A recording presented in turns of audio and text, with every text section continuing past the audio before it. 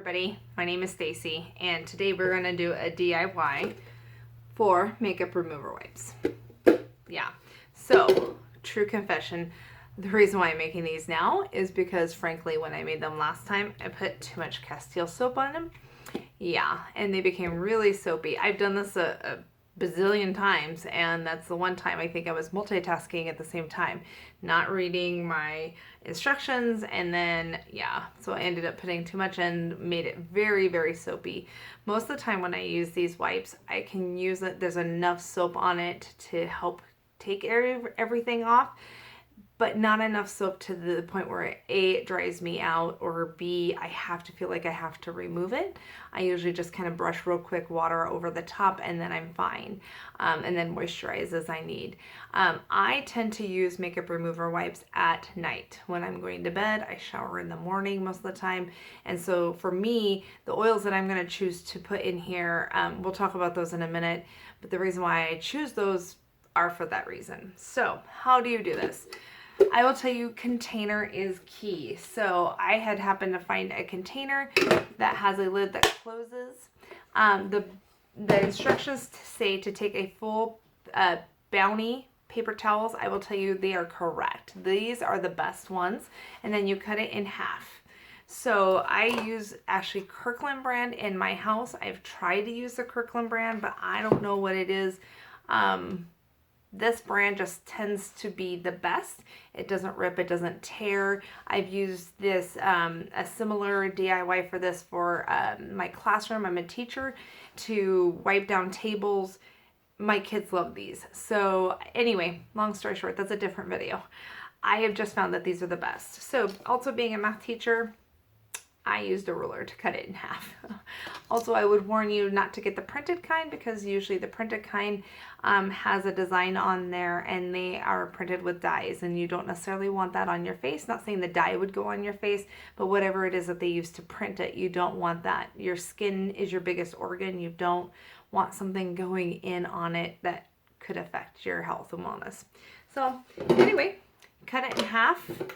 I just happen to use a bread knife and cut it in half, and then I usually put the side that was cut down into my container. And you can see, like I said, the container is everything, and it's actually your most expensive piece through this whole thing. This container cost me, I think it was like $9.99. I have been known to take a half roll of Bounty with me to go try to find other containers, because the place that I purchased this from is out of business. So I have found like containers that are taller, but not quite this size. So I'm still searching. If you happen to find one, let me know, message me, and I will probably help buy them out. So how do you make this? So you get about 1.5 to 2 cups of water. I've put all the ingredients in here. That's why it looks a little muddled. I get it from my refrigerator because it's filtered, and I put just a titch less than 2. I also put a little bit of vitamin E oil. Vitamin E oil is fabulous for your skin, helps to regenerate and to just heal. Also, I put in about 1.5 tablespoons of pure Castile soap. You can use another gel base. The reason why I use this one is because it's completely unscented. It doesn't have fragrance. It doesn't have anything like that. It's really just a concentrated gel base. So I know that if you have another one that you've trusted, you can look at the ingredients, what is in it. Remember, because whatever you put in this is going to go into your face, yeah, into your body. So what else did I put in there? Really not much else. You get to pick anything from 10 to 12 drops of your favorite essential oils.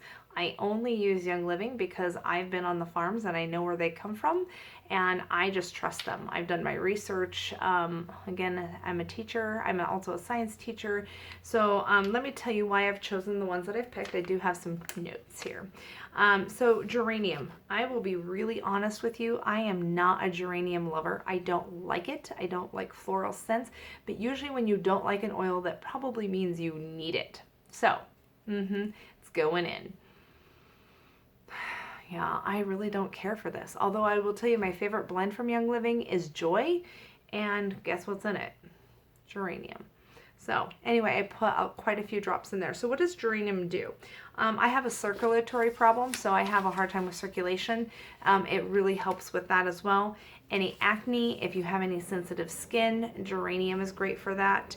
It is also a cleanser for an oily skin problem. So if you need help with that area, geranium is going to help you. This is kind of like your multi-purpose oil for face and skin. Also on the emotional side, it takes negative memories and feelings and kind of replaces them with joy and peace and calm feelings. That's what I need at night. I deal with a lot during my school day with kids. I love them to death, but unfortunately I tend to bring it home and yeah, I can't turn my brain off. So anyway, we'll see if this helps. I also picked lavender. Lavender is like the queen of oils. If frankincense is the king, lavender is the queen. It is known for calming. Oh my gosh, if you look up the uses of lavender oil, be prepared to read for a while. So for skin, it's calming, helps reduce tension. It's a general sense of well-being. So all good things lavender. So I put a couple drops of lavender in there. And then finally patchouli, another one that I do not care for. I know a lot of people love patchouli. They're like, oh, are you wearing patchouli? And I'm like, probably not, because I don't really care for it. It kind of has an earthy, woodsy kind of smell to it, which is weird because I really enjoy tree smells. But this one, not so much. But patchouli is also another really great oil for skin. I've used it in the past to help with eczema, dermatitis, wrinkles. It helps tone the skin, even out the tone. Tissue regeneration, that is huge. And when your body is repairing itself overnight, you need that support for your skin and wellness. It is also very calming and very relaxing oil. So once again, I'm preparing myself for night. This is my routine, so I put that in there. So really at that point, I take the tablespoon that I put the Castile soap in there, and I just really make sure that I've mixed it really well, because I'm now going to pour this in to my container. Yeah, so I'm gonna pour it in. I really want to make sure that I try to get all areas, especially the center. Sometimes what I'll do before I use these is I'll tip the container over on its side, because as you saw from the lid, it will seal. You see the seal? My dog's over there dreaming. You can hear him woofing. So, yep, get it nice and wet. I usually try to get the outsides pretty good, but also the insides, because I got to pull the core out. So get every little last drop in there. Get it all nice and wet. Sorry. You're like, okay, come on. So at that point, the core should be able to come out. And if you're used to like wipes that you buy in the store, you're gonna pull from the center. And usually I can get this out. Maybe I didn't, oh, that is not helpful. Oh, it's coming. It's starting to unravel though. So, here we go. Okay. So sometimes this happens where you have to kind of pry it and pull it off a little bit. The core gets tossed. Actually, I recycle ours because it is just paper and cardboard. And then find the beginning, and then I kind of stuff it back in the middle. So I'm going to let this sit. Obviously, I'm not going to use these until tonight. So I'm going to let all of this just kind of ruminate together and then use them tonight. So that's how you use your wipes. Take this, seal it. There you go. That's how you make your makeup remover wipes.